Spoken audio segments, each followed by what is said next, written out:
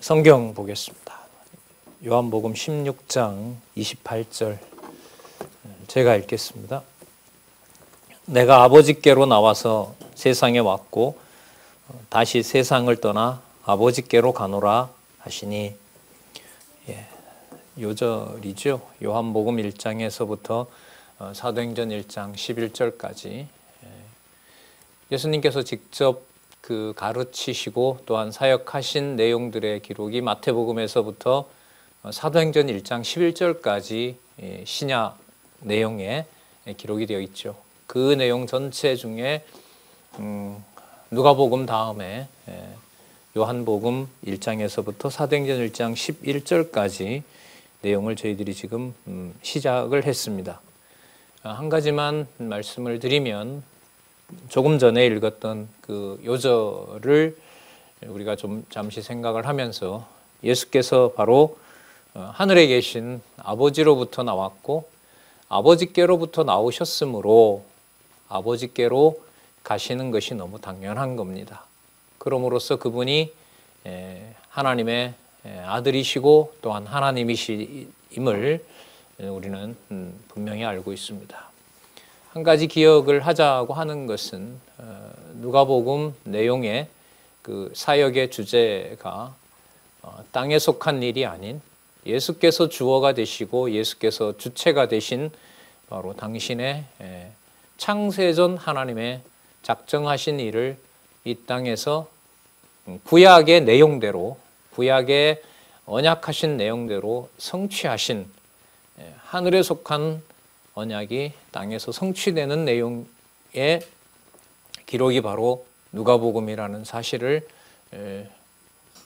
한꺼번에는 아니지만 한 20시간에 걸쳐서 여러분들에게 말씀을 드렸고 우리가 같이 확인했습니다.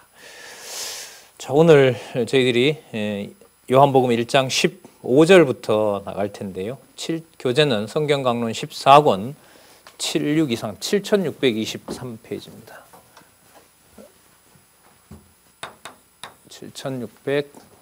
7623페이지죠. 자, 14권이고요. 여기서부터 살펴보고자 합니다. 잠시 우리 거기에 소속한 내용들을 연결해주는 내용과 전체 내용을 잠시 살펴보고 계속해서 나가도록 하겠습니다. 아까 말씀드린 대로 이 본성은 3장에 나타난 사역이 무게가 하늘에 속한 천상 사역을 지상에서 이루시는 이름으로, 바로 그 일을 주관하신 예수께서는 그 본성이 누구이신가, 이런 질문이 생길 수밖에 없어요. 그분이 누구시냐 하면 조금 전에 요절에서 살펴본 대로 하늘에 계신 분이죠. 하늘에 계신 그분이 바로 이 땅에 오신 겁니다. 하늘이 뭐냐라고 얘기를 하는 것도 큰 주제가 되는 거죠. 그러니까 세상을 가능하게 한, 세상을 창조하게 한 원천, 우리가 보통 영원한 나라라고 얘기하죠. 우리 언약과 성취 섭리도에 보면 영원 천국 이렇게 표현되는 바로 그 영원한 나라, 영원한 그 천국, 바로 거기로부터 오신 거죠. 오셨는데 그분이 사람이 아니에요. 왜? 하나만 들라 이러면 누가복음 전체를 보지 않았느냐. 누가복음 전체에 보면 그분의 한 그 모든 사역이 바로 사람으로서 할 수 있는 일이 아니다. 본문의 얘기를 하나 들자면 3장에 봐라. 그 족보에 보면 그분은 누구 아들로 되어 있다? 하나님의 아들이다. 그래서 하늘에서 그분이 이 땅에 오셨는데 바로 그분이 누구냐 하면 본성이 신성이다. 하나님의 아들이므로. 그러면 신성이심으로 그분이 신성임을 증거하시는데 그분이 바로 구주로서 그렇게 하신다. 이 구주라는 말도 매우 그 비중이 있는 신학 개념입니다. 제가 좀 찾아보니까요. 신약 성경에 요 낱말만 24번인가 나오는데 16번은 예수님을 소개하면서 이 구주라는 낱말을 써요. 그러면 8번은 누구에 대해서 쓰느냐? 하나님에 대해서 써요. 그래서 이 개념을 십자가에 달려 돌아가신 예수님만 생각하시면 안 돼요. 그것부터가 벌써 이 진입이 잘못되어 있는 거예요. 그런데 우리는 이제 그런 경계보다가는 앞부분에 누가복음에서 그 사역을 하늘에 계신 아버지의 일로 이미 우리가 확증을 했기 때문에 이 구주를 얘기를 할 때 이 땅에 오신 예수님, 십자가에서 우리의 죄를 위해서 죽으신 그런 분에만 한정하는 것이 아니다라는 걸 우리가 알고 있는 거예요. 그러니까 그런 중심으로 그런 걸 생각을 하면서 제가 찾아봤는데 아니나 다를까 그래야지 당연히. 자, 그래서 여러분 이 구주라는 것을 이 땅에 오셔서 나를 위해서 십자가에 단지 죽으신 분 그것만 보시면 매우 좁아집니다. 그걸 이른바 뭐라고 그러냐면 구속사 중심이라 그래요. 그러니까 아주 좀 나쁘게 비판적으로 말하면 아주 이기적인 종교로 만드는 거죠. 다 필요 없어요. 나만 뭐 하면 돼요? 구원받으면 돼요. 그런 종교로 되어버렸단 말이죠, 기독교가. 네. 자, 그런 의미가 아니라는 거, 요 신성이라는 말 속에 그게 이미 담겨 있어요. 그걸 누가 증거하느냐? 사도 요한이 먼저 본문을 통해서 증거케 하도록 하십니다. 그리고 사도 요한의 기록을 통해서 세례 요한이 그걸 증거했다고 그래요. 뭘요? 구주의 신성을. 창세전에 아버지와 함께 계셨고 그분이 곧 하나님이신 라는 것을 세례 요한이 눈에 보이는 예수님을 보고 구주의 신성을 증거했다는 거예요. 그리고 당신도 증거하세요. 그 내용이 1장에서부터 2장까지 이렇게 세트로 되어 있어요. 그리고 이 내용은 본문을 따라가게 되면 깊어져요. 심오해지게 됩니다. 자, 깊어진다는 말은 생각으로 보면 넓어지는 거죠. 단지 눈에 보이는 차원이 아니라 창세전 차원이라는 것으로 우리를 데려다 놓는다는 거예요. 이걸 제가 이렇게 말씀드리지만 이걸 어떻게 내가 만들어서 내가 전하고 내가 이 강론의 주체가 되고 내가 신학의 주체가 이게 말이 안 되는 거죠. 그러나 많은 경우에는 신학하는 주체는 뭐 목사이거나 뭐 신학자이거나 뭐 어떤 또 성도거나 거기서부터 우리는 많은 벌써 오류를 범하고 있는 거죠. 자, 당연히 그분이 구주이시면서 그분이 신성, 하나님의 그 속성을 가지고 그렇게 하신다면은 바로 그분이 사역을 통해서 그걸 보여주셔야 되는 겁니다. 물론 구약의 내용을 성취하셔야 되는 거고요. 제일 먼저 영원한 생명을 얻게 합니다. 뭐 바로 직결되는 거죠. 예. 그러니까 신성이심으로 뭐가 가능한 거예요? 영생이 가능하다 이거죠. 땅에 속한 생명이 아니라는 겁니다. 이 3장에 보면 그 유명한 3장 16절이 나오잖아요. 그것만 떼시면 안 돼요. 큰일 나요. 이제까지 큰일들이 났던 거예요. 3장 16절은 적어도 붙이려면 1장 1절이므로 이렇게 돼요. 이렇게 돼야 돼요. 태초에 말씀이 계셨다고 하셨으므로 3장 16절에 생명을 얻게 하려 함이니이다. 이렇게 연결이 돼야 돼요. 이것만 떼면 뭐가 되느냐? 구주는 이 세상에 그냥 나를 위해서 죽은 그런 이기적인 아주 혹독하게 비판하죠. 기독교를 얼마나 뭐 요즘 더 그렇잖아요. 그냥 아주 그 하나님께서 그냥 낯뜨겁게 만들어 놓는 일들이 벌어지고 있잖아요. 자, 영원한 생명을 얻게 하심으로 그분이 세상에서 구주이심을 알게 하세요. 그럼 이때 구주라는 것이 단지 이 세상에서 인간들을 위해서 죽으신 분이 아니라 어디에 언제부터 계셨던 창세전부터 계셨던 분임을 증거해 주시는 거죠. 그리고 알게 할 뿐만 아니라 뭐까지 하게 해주세요? 믿게까지 해주세요. 아주 중요하죠. 봤어? 그럼 너가 믿어라. 이렇게 안 나와요, 성경이. 얼마나 집요하고 철저하게 믿어지게 하시는지 몰라요. 그런데 여러분 보시는 것처럼 이 내용으로 말씀을 따라가지 않으면 사단은 다 이제 끊어놓는 일을 하잖아요. 그래서 내 좋은 종교를 내가 좋아하는 내 방식대로 믿으면서 그걸 뭐라고 생각하게 되겠어요? 성경대로 알고 있는 것처럼 나를 속이는 거예요. 그런 어떤 영적인 그 민감이나 감수성이라는 것도 싹 드러나게 돼요. 그게 거짓인지 진리인지 본문만 연결해 가도 드러나게 돼요. 예. 자, 그 다음에 이게 굉장히 중요한 얘기가 나오죠. 믿게 하는 걸로 끝내도요. 구주로서 사역은 손상이 없어요. 그런데 뭐가 나오죠? 심판 권세를 알게 해요. 그러면 보세요. 믿게 했어요? 믿게 한 내용을 누구에게 바르게 믿게 했고 믿게 했는지를 우리가 알 수 없잖아요. 그걸 뭐 해주셔야 된다는 거예요? 심판해 주셔야 된다는 거예요. 심판요? 누가복음 24장 그 20장 부근에서 우리가 매우 명확하게 봤죠. 얼마나 매정하게 예수님께서 당신의 심판 권세를 가진 나라 사역을 하시는지 우리가 살펴본 거예요. 자, 요 내용으로 쭉 가고 있으니까요. 물론 뭐 5장까지 하긴 힘들겠지만은 이 흐름 속에 있다는 것을 다시 한번 강조드리기 위해서 여러분들에게 말씀을 5장까지 한 주제이죠. 9주의 신성까지를 말씀을 드렸습니다. 자, 되는 데까지 한번 살펴보도록 하겠습니다. 세례 요한의 증언함이 1장 15절에서부터 42절까지 나오는데요. 먼저 우리 1장 15절부터 18절까지 내용을 살펴보겠습니다. 7624페이지에 보시면 뒤에 온다는 말은 세례 요한 자신보다 뒤에 온다는 거겠죠. 바로 그분이 독생자 하나님의 신분이라는 거예요. 여러분 여기 보시면 독생이라는 말은 그분 밖에 안 나왔다 이 말이거든요. 그분 밖에는 하나님의 아들이 없다는 거예요. 그런데 이 말이 어떻게 붙어 있죠? 독생자 뭐라고 나와 있어요? 하나님 이렇게 나와 있죠. 독생자는 아들이라는 말이에요. 그리고 통상 하나님이라는 말은 아버지라는 말이잖아요. 그런데 이 낱말이 어떻게 되어 있어요? 하나로 붙어 있어요. 우린 이걸 지난 시간에 확인했습니다. 태초에 말씀이 계시니라. 그 말씀이 하나님과 함께 계셨고 곧 누구이시더라? 하나님이시더라. 이렇게 살펴본 거죠. 여러분 이 낱말을 소개하려면은 여러분 누가복음 전체가 필요한 거예요. 그래서 제가 누가복음이므로 이렇게 한 거예요.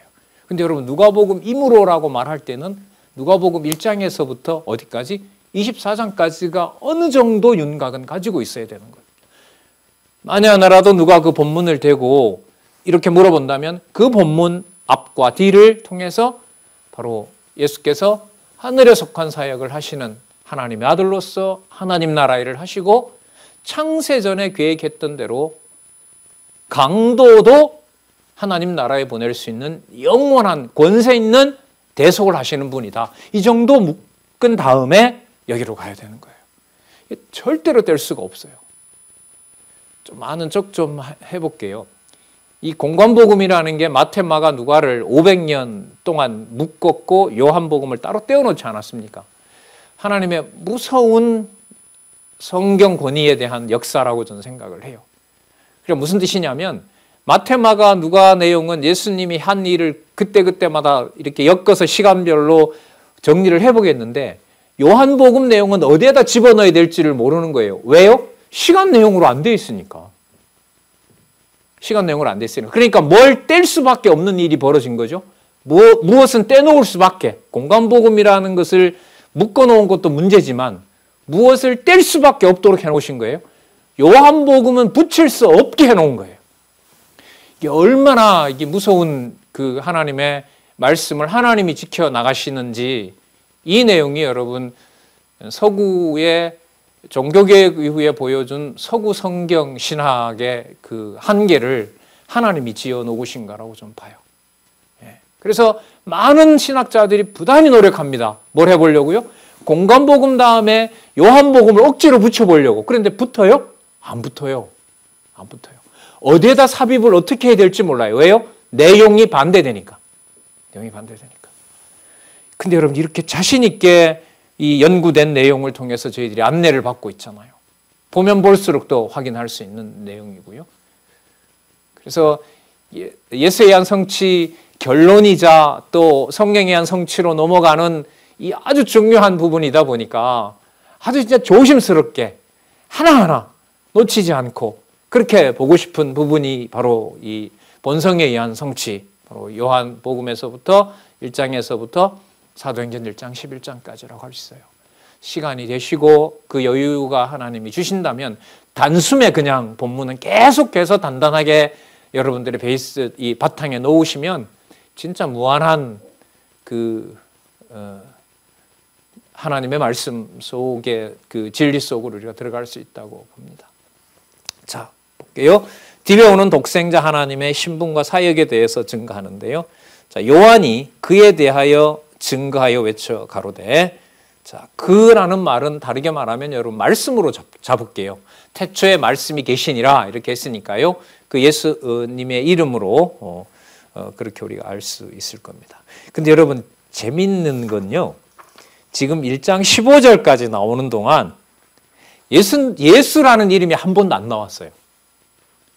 자, 왜 이런 말씀 드리느냐? 그 예수님을 마태복음에도 보세요. 아브라함과 다윗의 자손 예수 그리스도의 세계라 당장 나왔죠. 예수님이 다윗의 자손으로.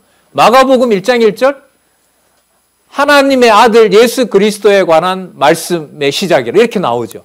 누가복음 그 예수에 대해서 사실대로 증거한 사람이 많지 쭉 나오잖아요. 요한복음은 15장까지 오는 동안 아직까지 예수님이라는 말이 안 나왔어요. 이제 곧 나와요. 그러면 그 전까지 얘기는 어디 얘기를 한 거죠? 하늘에 계신 하나님이었다는 사실을 15장에도 아직 안 나오는데요. 아직까지 그 얘기를 하지 않는 거예요. 그런데 그분이 누구라는 거예요? 바로 예수님이라는 내용이 어디에 나오냐면요. 17장에 나와요. 17절에 나와요. 보겠습니다. 긴장하시고요. 요한이 그에 대하여, 로고스에 대하여, 말씀에 대하여, 자, 신성에 대하여, 이 제목이 맞는 거예요. 신성에 대해서 얘기를 하는 거예요. 여러분이 사소한 것 같지만은 구주의 신성에 대해서 증거하니까 1장 1절에서부터 14절까지 내용 속에 예수라는 이름이 안 나왔다. 이분이 안 나왔다. 세례 요한이 등장하면서 눈앞에 나사렛 출신 예수가 등장했을 때 그분이 바로 창세전에 계셨던 그 말씀이심을 세례 요한이 증거했다. 이것도 증거 근거가 될 수 있는 거예요. 자, 요한이 그에 대하여 증거하여 외쳐가로되 내가 전에 말하기를 내 뒤에 오시는 이. 자, 계속 수식을 하죠. 내 뒤에 오시는 이가 나보다 앞선 것은 나보다 먼저 계심이라. 자기가 먼저 태어났는데. 그럼 분명히 뭐가 맞아요? 신성이 맞죠? 네, 맞잖아요. 인성이라면은 누구 다음에 누가 와야 돼요? 세례 요한 다음에 예수님이 오는 게 맞죠. 바꿔버리잖아요. 그가 나보다 먼저 계심이라. 이 사람을 가리킴이라 하니라. 16절. 우리가 다 그의 충만한 데서 받으니 은혜 위에 은혜로라. 자, 이거 주석을 좀 참고하도록 하겠습니다. 7625에 보시면 두 번째 단락 위에서부터 6번째 줄이죠. 6번째 줄에 보시면 그러면서 우리가 다 그의 충만한 데서 받으니 은혜 위에 은혜라고 증언했다. 이는 우리가 다 그의 충만히 이렇게 해석이 됩니다. 그의 무엇으로? 완성으로 말미암아 은혜 위에 은혜를 받았다는 의미입니다. 완성, 성취다 이 말이죠. 그럼 여러분 여기에서 성취가 누가복음에서 말하던 성취의 의미와는 또 같을까요? 다를까요? 다른 거예요. 여기서 성취는 어디에서부터 어디에 와서 연결되는 성취인 거죠. 하늘에 속한 내용이 바로 땅에서 이루어졌다는 데 초점을 맞추고 있는 거예요. 왜냐하면 1장 1절에 어디 사건부터 얘기하니까 태초에 말씀이 계시니까 말씀이 있느니라. 그러니까 태초에 있는 말씀이 이 땅에 와서 성취됐다는 거예요. 그래서 이게 신성인 거예요. 신성인 거예요. 하나님이시라는 거죠. 곧 예수 그리스도께서 율법에 의한 언약을 성취하심으로 말미암아 거듭된 은혜를 받았다는 뜻으로 증언한 것이라. 본문 근거로 보면 구약의 내용이 성취된 것이고 이 1장 1절에서부터 흐름으로 보면 어디에 있던 말씀? 태초에 계신 말씀이 어떻게 된 거죠? 이루어진 것이다. 여기서 그 충만을 완성으로 번역을 했는데 이 번역은 뭐 정확한 번역이죠. 그러니까 창세전에 정해놓았던 일을 이 세상에서 다 뭐 하신 거예요? 성취하신 거죠. 미련 없이, 부족함 없이 완벽하게 우리에게 전해줄 내용만 또한 기록하게 해서 다 두면 지구상에 꽉 채워도 다 둘 곳이 마땅치 않을 정도로 여러분 그래서 나오죠. 충만한 데서 받으니 완성되어서 보여줬는데 은혜 위에 은혜라는 말씀이 나옵니다. 도대체 그러면 은혜 위에 은혜라는 말씀이 무엇이냐? 그건 본문에서 찾아 들어가면 돼요. 일단은 자 먼저 한번 볼까요? 율법은 모세로 말미암아 주신 것이요 은혜와 진리는 예수 그리스도로 말미암아 온 것이라. 여러분 여기에 처음으로 예수님이라는 이 이름이 나옵니다. 딱 나오죠? 누구로 말미암아 온 것이라? 예수 그리스도로 말미암아 온 것이라. 바로 이 예수 그리스도에 대한 신성을 1장 1절에서부터 지금 15절까지 쫙 서론을 깔아온 거예요. 어디서부터 쭉 내려온 거예요. 계속 하늘에 계신 그 로고스로부터 지금 계속해서 쫙 상세하게 그 내용들의 개념들을 가지고 여기까지 온 거죠. 자, 아까 은혜 위에 은혜라는 말씀은요, 이 주석에도 나와 있는데요. 자, 이렇게 설명을 드릴게요. 모세로 말미암아 이스라엘 백성들이 율법을 받은 것도 어느 민족에게 다 준 게 아니죠. 모든 민족에게 준 게 아니죠. 누구만 받았어요? 이스라엘 민족만 받았잖아요. 진짜 그것도 뭐죠? 놀라운 은혜죠. 그런데 이스라엘 백성들에게는 하나님께서 그 전까지 그 백성들에게는 예수로 이 땅에 태어난 것을 보지 못하도록 모세부터 시작해서 그렇게 기다렸지만 보지 못하도록 했죠. 그런데 하나님께서 그 약속하신 대로 이 땅에 당신의 이름으로 육의 몸을 입고 아들의 이름으로 하나님께서 이 땅에 그야말로 성육신 하신 거예요. 그러니까 이걸 지금 성경에서는 뭐라고 얘기를 하고 있죠? 은혜 위에 은혜를 받았다. 이렇게 얘기를 하는 겁니다. 주석 내용을 좀 읽어보겠습니다. 그래서 곧 예수 그리스도께서 율법에 의한 언약을 성취하심으로 말미암아 거듭된 은혜를 받았다는 뜻으로 증언한 것이다. 그래서 제가 지금 아까 거듭된 은혜가 뭐냐? 이스라엘에게 줬던 그 말씀도 무한한 은혜인데, 그럼 광야에서 하나님께서 모세를 통해서 율법을 안 줬으면 광야에서 무슨 짓을 했을까요? 어제까지 했던, 어디에서 했던 일을 할 수밖에 없어요. 황금 송아지를 당장 만들잖아요. 모세가 눈에 없어지니까. 그러면 말씀을 통해서 뭘 하라 하지 말라라고 하는 것을 통해서 하나님을 섬기도록 해주지 않았다면 광야 40년 동안 뭘 했겠어요? 애굽에서 섬기던 그 관습대로 우상 섬기고 이랬을 거 아닙니까?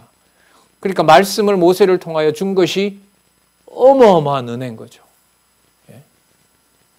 우리도 마찬가지죠. 어떻게 140여 년의 이 짧은 기독교 역사 속에 이런 말씀을 우리가 여기서 경험을 합니까? 이 고상하고 비교할 수 없는 이 진리를 말이죠. 자, 율법으로 모세로 말미암아 주신 것이요. 그 다음에 은혜와 진리는 예수 그리스도로 말미암아 온 것이라. 은혜와 진리, 진리는 주로 여기 주석을 또 하고 있죠. 은혜와 진리는 하나님께서 아무 조건 없는 사랑으로 언약하시고 언약대로 이루어 주시는 신실하신 여호와의 속성을 표현한 것이다. 두 가지만 들어가겠습니까? 다 설명이 가능하죠. 여기서는 자비성과 신실성 이렇게. 그걸 하나님이 이루시니까 전능성도 연결이 되고요. 하늘에 속한 속성이기 때문에 영원성도 해당되고요. 그리스도를 통하여 주권적으로 심판의 권세를 주관해 가시니까 주권성도 되는 거고요. 자, 다 연결이 됩니다. 은혜와 진리는 예수 그리스도로 말미암아 온 것이라. 이 사건이 얼마나 위대하냐 하면은요, 18절 보시기 바랍니다. 진짜 놀라운 내용이에요. 본래는 어느 누구도 하나님을 본 사람이 없으되, 볼 수가 없어요. 근데 보여주셨잖아요. 어떻게 해요? 아버지 품속에 있는 독생하신 아들이 나타났느니라가 아니라 뭐라고 그래요? 아버지 품속에 있는 독생하신 뭐라는 거예요? 하나님이래요. 그러면 여러분 여기다 아들이라고 적어 놓으면 아주 명쾌하겠죠. 우리 생각에. 하나님을 본 사람이 없으되 아버지 품속에 있는 독생하신 아들을 통해서 나타냈다. 얼마나 명쾌해요? 근데 지금 여기 보면 아버지 품속에 있는 독생하신 누구라는 거예요? 하나님이라는 거예요. 그러면 아버지가 곧 누가 된다는 거예요? 아들이 된다는 거고, 그 아들과 아버지가 함께 하지만 아버지는 아버지고 아들이지만 아들이 또한 뭐가 된다는 거예요? 아버지가 되고 신성이 되고 그분이 하나님이 된다는 거예요. 이 내용을 마태, 마가, 누가 내용엔 이런 내용이 전혀 없거든요. 이렇게 설명해 갈 수 있는 데가 없어요. 그러니까 뭘 떼놓을 수밖에 없었어요. 요한복음이라는 것을 따로 떼놓고 썩지 못하고 있는 거예요. 붙이질 못하고 있었던 거예요. 이게 여러분 이제까지 성경 신학의 역사였어요. 근데 여러분 저는 볼수록 명확해요. 여기 이게 나오는 게 맞다. 왜? 좀 크게 잡아볼까요? 마태, 마가, 누가가 앞에 있으니까. 마태복음이 뭔데? 그리스도가 삼직을 가지신 메시아이시니까 그렇지. 그러니까 그분은 하나님의 아들이고 하나님 우편에 앉으실 수밖에 없는 분이야.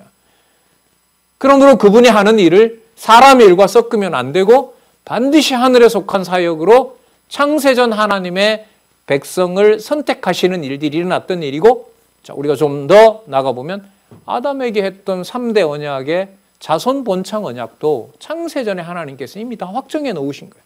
그 일을 요한복음 우리 지나왔지만은 그분이 세상을 만드셨고, 세상에 그를 통하여 만들어지지 않은 것은 nothing, 아무것도 없느니라. 그래서 그게 나온 것이다. 따라서 이 구절은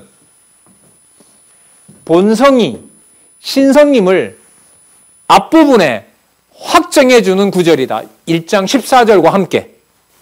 1장 14절은 잘 아시죠? 말씀이 육신이 되어 우리 가운데 거하시니 우리가 그의 충만한 데서 받으니, 이렇게 하잖아요. 말씀이 육신이 되어 오셨다는 말씀 우리 지난 시간에 살펴봤죠. 말씀이 육신이 되어 우리 가운데 거하심에 우리가 그 영광을 보니 아버지 독생자의 영광이요 은혜와 진리가 충만하더라. 그런데 그 독생자를 누구로 소개하고 있어요? 아버지 품속에 있는 독생하신 하나님으로.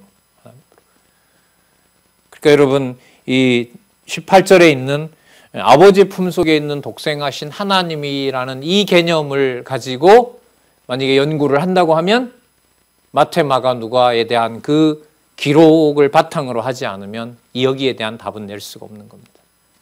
자, 그러면 계속해서 말씀드렸던 이 지상에서 보는 그 예수 그리스도, 그분의 무엇이 분명하죠? 신성이 분명한 거죠.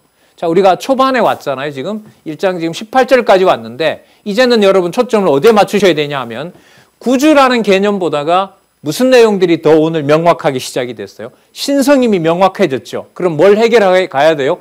이 구주의 의미가 무엇인지를 확인해야 이 제목이 맞는 거예요. 그러니까 여러분, 이 본문을 보고 주로 이제 한쪽 가로나 동그라미는 본문 요약인데요. 양쪽 가로쯤에 가면 반드시 신학적 해석, 의미 분석으로 들어가요. 의미가 따라 나온단 말이에요. 이때는 긴장이 굉장히 되는 거예요. 일종의 해석이기 때문에, 의미 부여이기 때문에 하나님 계시와 관련된 의미가 여기에 어떻게 나타나느냐, 긴장할 수밖에 없는 거예요. 자, 아버지 품속에 있는 독생하신 하나님이라. 그 다음 보겠습니다. 신분을 묻는 자들에게 뒤에 오는 이와 대비해서 알려줍니다. 자, 아버지 품속에 있는 독생하신 하나님이다라는 것은 신성이기 때문에 이 땅에서 보는 모세의 상식으로, 모세를 통하여 배웠던 그 그림자 상식으로는 알 수가 있을까요? 없을까요? 없어요. 그러니까 알 수 없으므로 누가 어디에 속한 분이 맞아요? 예수 그리스도께서 신성을 가지신 분이 맞는 거예요. 그래서 나중에 가면 나오는데요. 세상이 너희들을 미워하는 것이 당연하다. 왜? 세상은 세상에 속한 것이고 너희들은 어디에 속한 거기 때문에, 하늘에 속한 하나님의 자녀들이기 때문에 세상이 너희들을 미워할 때 그걸 이상하게 여기지 말라. 그게 바로 구별되는 거룩한 백성임을 증명해 주는 사건이 된다. 근데 우리는 아니죠. 내가 좋으면 나도 남들하고 자꾸 내 좋은 걸 섞으려고 하고 서로 공유하려고 하잖아요. 글쎄요, 하나님 그렇게 하실 수도 있지만 본질적으로는 세상에 있는 방식과 여러 가지 수단으로 그렇게 하나가 되는 건 아닙니다. 선우가 분명한 겁니다. 말씀의 권위가 먼저 운동을 하고 그 다음에 여러 환경들을 초월해서 그 말씀으로 서로 하나가 되게 하는 것이지 반대는 아니에요. 그런데 우리는 본성대로 보면 그 기준으로 가게 돼요. 그걸 예수님이 바리새인들에게 심판을 해버리는 거예요. 어떻게 보면 참 무서운 내용이죠.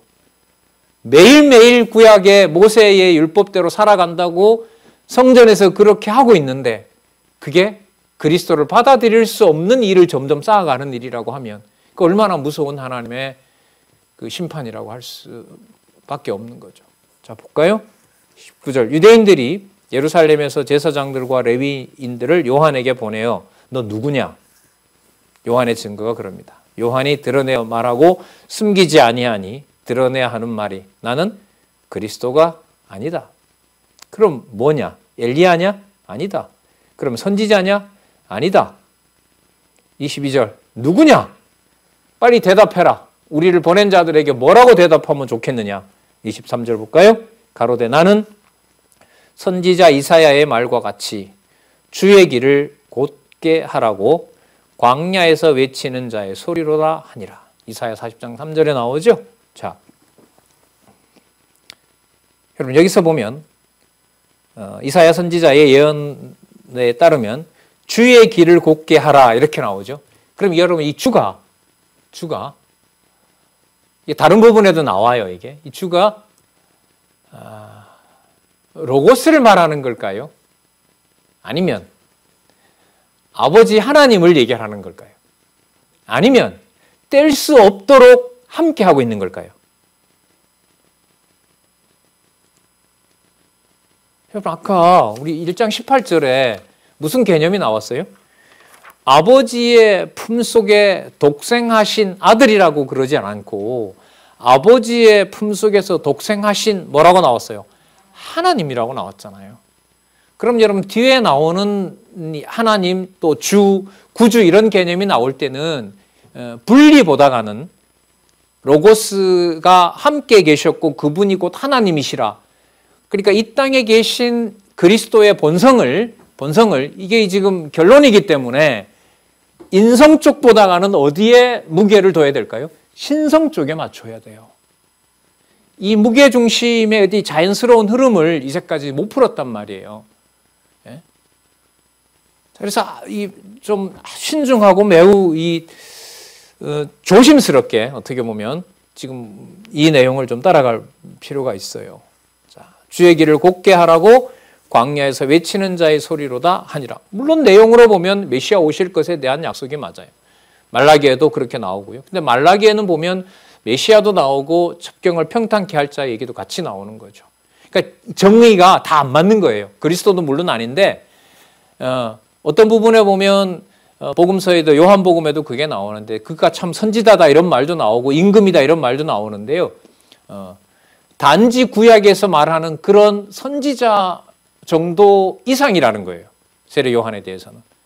그럼 엘리야냐? 여러분 마태복음 기준으로 보면 엘리야가 맞죠. 왜? 말라기에 보면 누가 온다 그랬어요? 엘리야가 온다 했잖아요. 그 엘리야가 누구였어요? 세례 요한이었잖아요.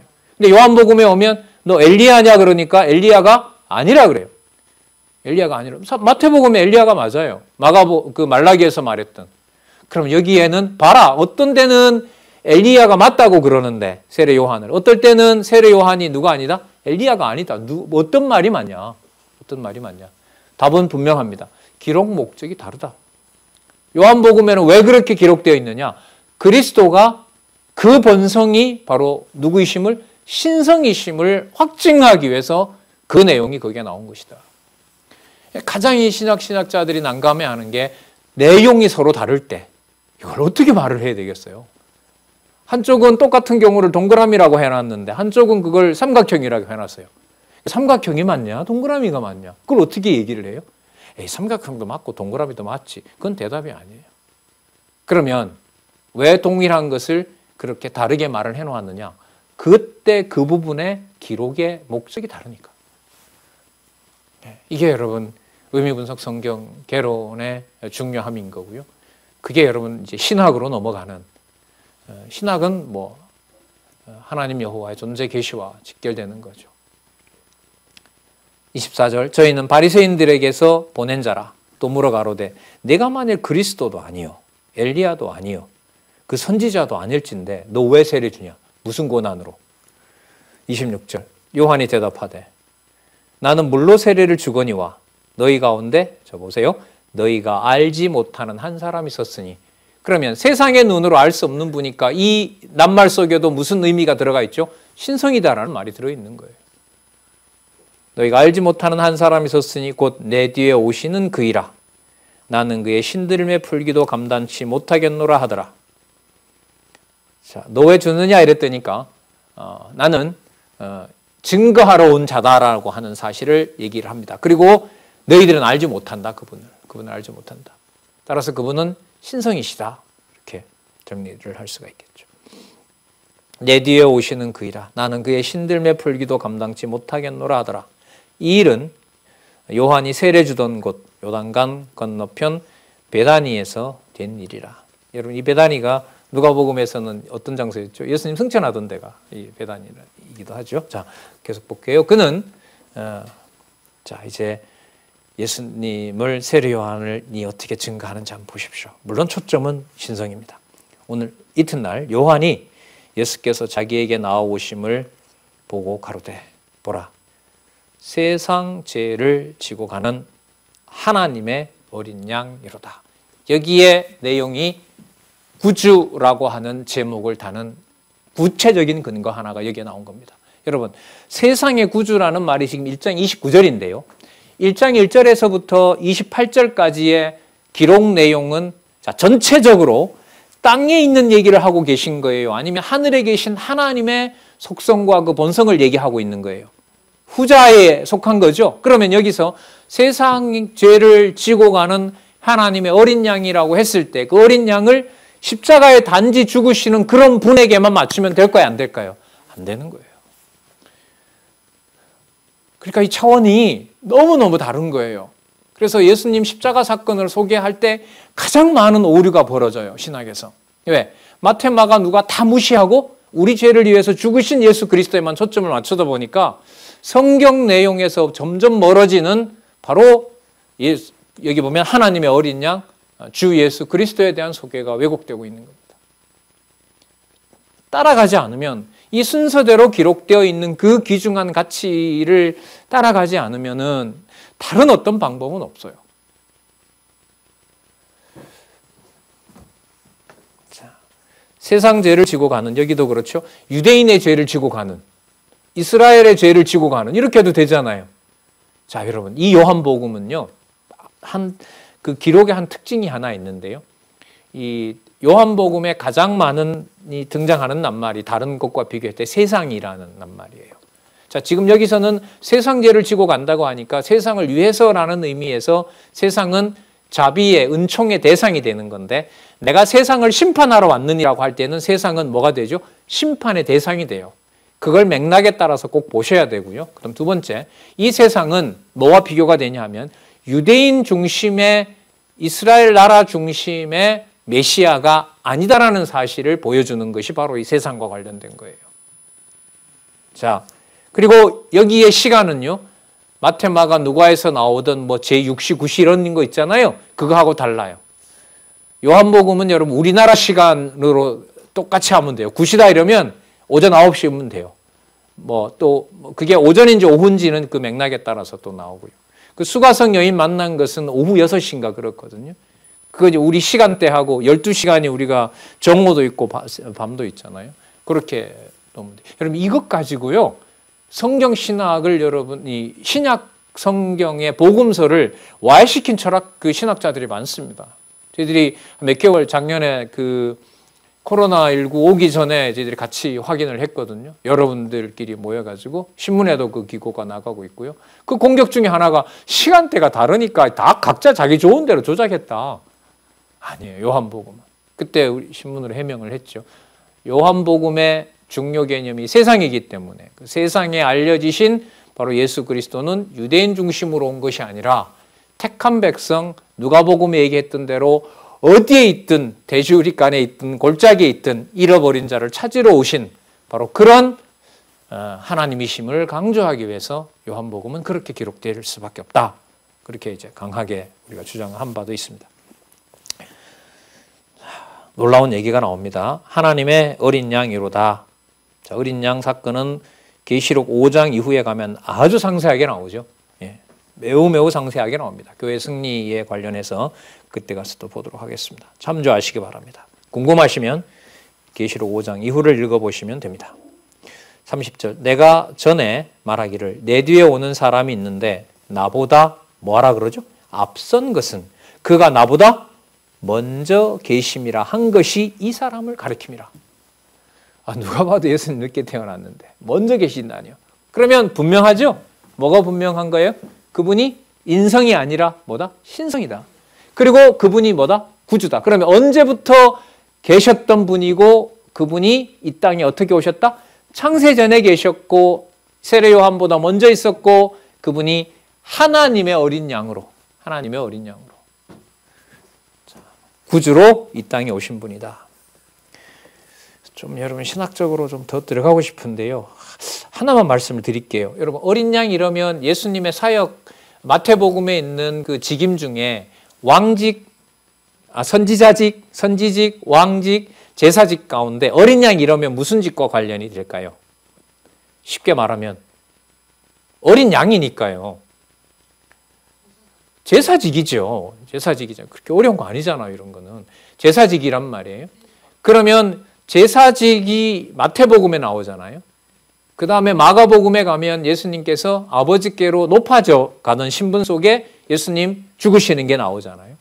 누가복음에 보면 대속 사역을 하는 걸로 나오잖아요. 무슨 말씀 드리려고 하면 마태복음에 예수님 죽으시는 사건과 마가복음에 예수님 죽으시는 사건과 누가복음에 죽으시는 사건을 하나님 계시 중심으로 하늘에 계신 아버지의 뜻대로 성취된다는 것을 연결해서 무슨 개념을 이해해야 되느냐? 하나님의 어린 양이라는 개념을 이해하셔야 돼요. 그래서 이 개념을 막 그 애처롭게 무슨 양 한 마리를 드리면서 이렇게 그 아주 가련한, 여러분 이런 정서면 안 돼요, 이게 아니에요. 얼마나 이게 이 성경을 하나님의 말씀으로 반하는데 진짜 왜 제가 그랬습니까? 귀여운 짐승 보면 다 재물 같아요. 마음이 막 이렇게 동해요. 막 그 사순절 이런 기간에 보면 동하고. 이게 얼마나 이게 왜곡시켜 놓겠어요. 그런 정서가.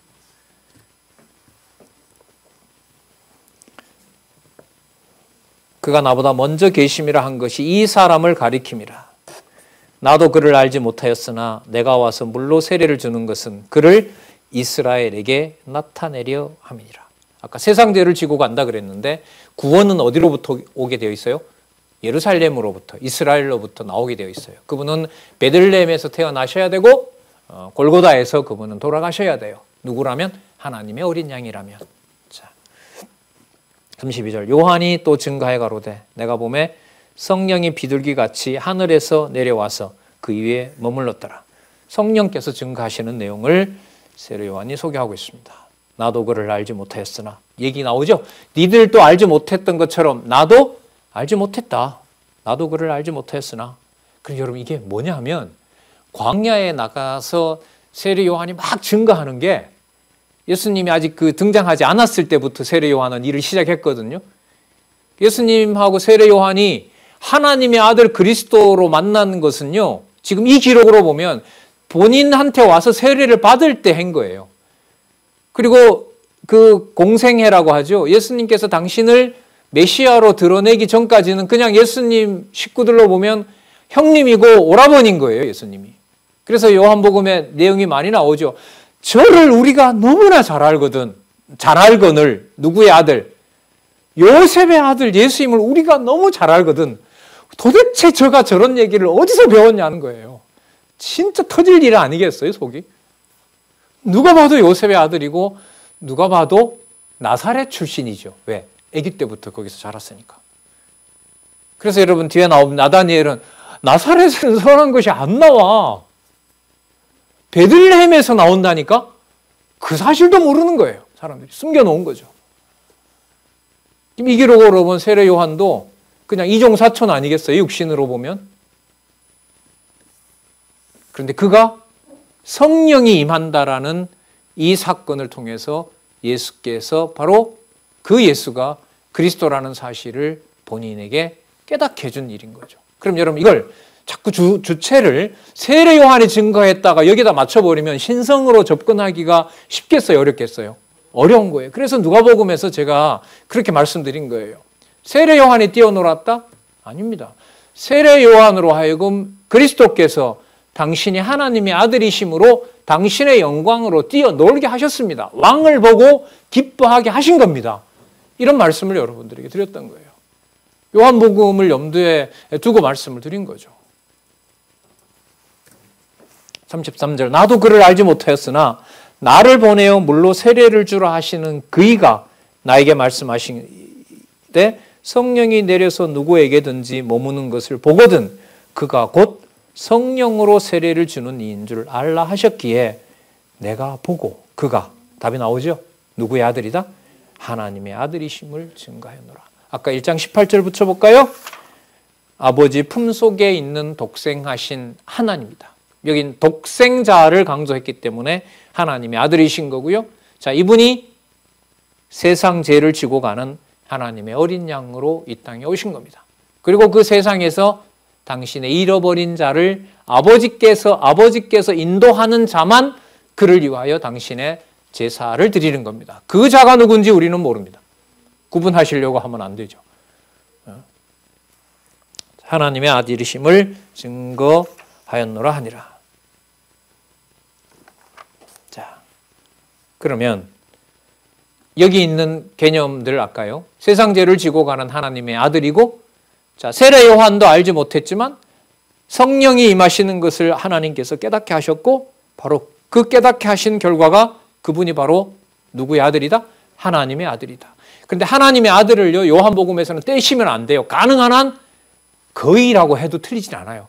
거의 붙여야 돼요. 그러니까 눈동자를 빨리빨리 굴리셔야 돼요.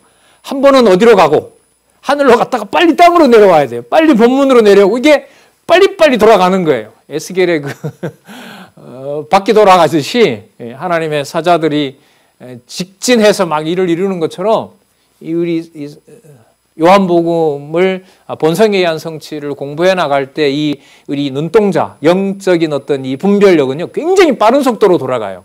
왜요? 예수님은 지금 지상에서 바리새인에게 얘기하는데 모두 어디에 얘기해요? 하늘에 있는 얘기니까. 이게 얼마나 빨리 돌려주겠어요, 이 두뇌를. 예, 우리 어린이들 자꾸 잊어버리신다고 좀 한탄을 하시는데, 저도 조금 먹을수록 그런 게 있는 것 같아요. 어디에 탁 가서 조금 전에 나 뭐 읽다가 왔지? 네, 그런 일이 벌어져요. 근데 문제될 거 없어요. 그건 세상의 암기력인 거고요. 요한복음에 증거되는 이 복음의 능력은 엄청나게 빠른 속도로 어디와 어디를 같이 엮어서 돌려버린다. 하늘에 속한 것과 땅에 속한 것을 연결을 시켜줘. 이게 요한복음이에요. 듣지 못할 자는 들으면 더 미치는 거예요. 도저히 견딜 수 없으니까 뭐 자꾸 돌을 들잖아요, 바리새인들이. 그 말은 여러분 하늘에 속한 얘기를 예수님께서 하신다는 아주 분명한 증거인 거예요. 요한복음에서. 자, 1장 35절부터 42절까지 볼게요. 또 이튿날 요한이 자기 제자 중 두 사람과 함께 섰다가 예수의 다니심을 보고 말하되, 나오죠? 하나님의 어린 양이로다. 두 제자가 그의 말을 듣고 예수를 쫓거늘 예수께서 돌이켜 그 쫓는 것을 보시고 물어가사대 무엇을 구하느냐? 가로되 랍비여 어디 계시오니까 하니 랍비를 번역하면 선생이라. 예수께서 가라사대 와보라. 그러므로 저희가 가서 계신 데를 보고 그날 함께 거하니 때가 제 10시쯤 되었더라. 이게 우리 오전 10시로 보면 돼요. 근데 마태마가 누가는 아닙니다. 요한의 말을 듣고 예수를 쫓는 두 사람 중에 하나는 시몬 베드로의 형제 안드레라. 여기 보면 안드레가 먼저 등장합니다. 그가 먼저 자기 형제 시몬을 찾아 말하되, 베드로에게 간 거죠. 우리가 누구를 만났다? 메시아를 만났다. 여러분, 이 메시아가 마태, 마가, 누가를 전체 종합하는 개념이다. 이게 성경신학에서 순서대로 봐가는 바로 그러한 주장이라고 보는 겁니다. 자, 우리가 메시아를 만났다고 메시아를 번역하면 그리스도라. 데리고 예수께로 오니 예수께서 보시고 가라사대 내가 요한의 아들 시몬이니 장차 게바라 하리라 하니, 게바를 번역하면 베드로라, 페트로스, 반석이라. 여기에 대해서는 여러분 마태, 마가, 누가는 다르게 말을 하고 있죠. 요한복음의 기록 목적은 신성을 가지신 그리스도가 하나님의 어린 양으로서 아버지의 이름으로 안드레를 비롯해서 베드로를 신성의 능력으로 그분이 구주이심을 증명하는 내용이다. 이런 방향으로 인도를 해주시면 됩니다.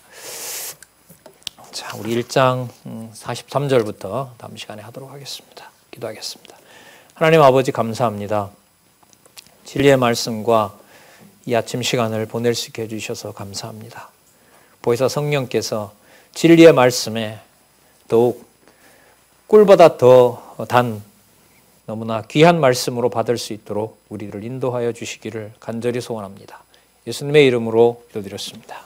아멘.